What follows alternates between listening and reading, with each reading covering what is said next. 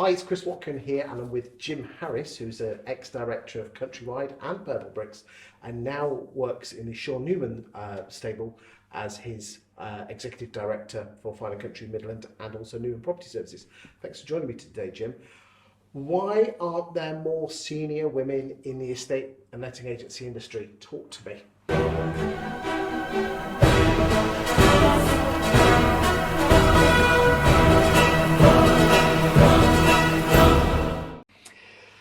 It's a really big subject, and I mean, we had that recent Simon Bradbury. I know it was it was subjective, but was there only out of 35? I think there's only 4 or 5 women in there.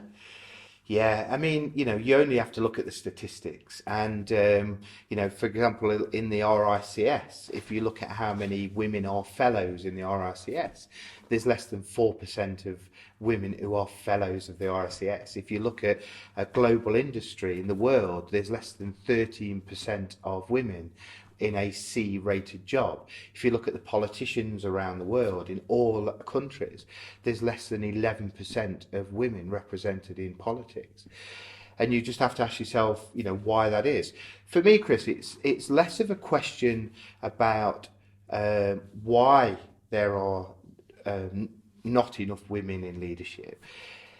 It's more about who we want in leadership situations. That's, for me, the most important, passionate thing. But by virtue of having to get to understand that, we have to understand the differences between men in leadership and women in leadership. And that's a nature thing for me. Nature builds men with more testosterone, which makes us more decisive, makes us more aggressive. And then you add on to that the years of institutionalization through industry, through commerce, and even through culture. I look at my grandfather and how he behaved, the breadwinner, the man of the house, etc. My mother was, quite different. She was the nurturer and the carer. So it's very much a generation thing for me about who we are. But if you look at a woman's makeup, they are by nature, nurture and nature, far more empathetic as a gender. They are far more collaborative and far more caring. So if you look at leadership and the people that are still in the positions to give positions of leadership, it's dominated by men. Now, here's the interesting thing. Because if a woman tries in leadership to become more like a man, and she becomes more directive, decisive and aggressive, she's usually known as bitchy and pushy. If a man in leadership tries to employ a female's attributes and is empathetic, caring and collaborative, they're generally seen as weak.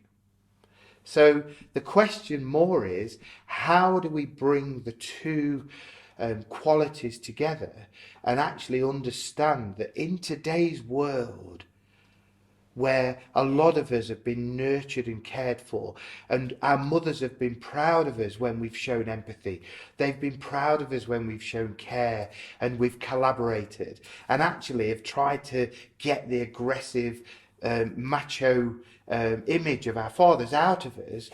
I think that's the question, is how do we get more collaboration between the two good qualities of people? The research showed that I've done is that women feel an imposter syndrome. So they feel that actually, if they go into a leadership position, they'll be judged. Will they be considered about, are they going to go off and have babies, or are they too weak to consider the position, etc., etc. And that's just so wrong. Human beings are human beings. For me, one of the most exciting things that's happened about our lockdown is all of a sudden the social dynamics have changed. And I look at amongst my friends and the roles that husbands and wife have taken in the home. At the beginning of lockdown, I spoke to many of my male friends and they're like, oh my God, what am I going to do? I'm going to have to start talking to my kids. I'm going to have to start cleaning the house, and, I'm going to have to start chipping in, and I can't disappear all day, every day under these guys that I earn the wage. I think now this massive shift to work from home could be actually a social equalizer of what future roles of parenting become. And by nature of defining the role of mother and father in the home, actually will change people's perception is who make great leaders. And maybe just finally, for once and for all, the gender question will go out, and the what makes a great leader question will come to the forefront. And when that does, we'll be having an industry of proper leadership, not whether it's a male or a female. Because I feel there's, lacking, I've seen in the whole of a state agency through the corporate environment, and I see it every single day. People who are in a position of leadership that don't lead, they manage. For me, a leader is somebody who goes first, somebody who has a vision, somebody who says, I genuinely think, taking everything into consideration, that that's the way to go. That knowing that's the way to go, the only way I'm going to get there is now through people. Unless I'm a computer, and in the tech industry, in which case it's the tech. But it's the people that still write that tech. When the leader then realises that you have to actually take the people and you have to take them on a journey, you have to create a safe environment for them to work, a safe environment to speak up. I love the fact that Google give people a day off a month to do nothing other than to think about ideas. And they actually pay them to think and suggest ideas. And they don't try and shoehorn people into different jobs.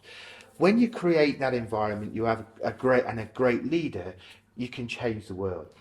I absolutely passionately believe in empathy. I believe in kindness.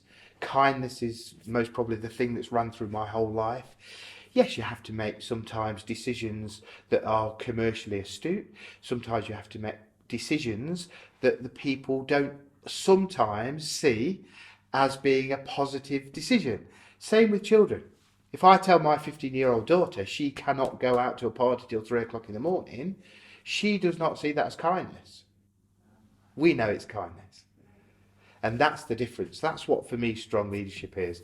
And that, for me, is why I think the more women get into strong leadership positions and that they find a voice and find a way to overcome whatever it is stopping them, we will be in a better situation without a shadow of a doubt. Thank you for your time today, Jim. You're welcome. If you know of anyone who's a senior female in the estate and letting agency industry who's got an interesting story to tell about their journey up there, please get them to give me a call. I would love to see more females, senior females on this sofa so we can tell that story, so we can pass that story down to others. Thanks again, Jim. Welcome.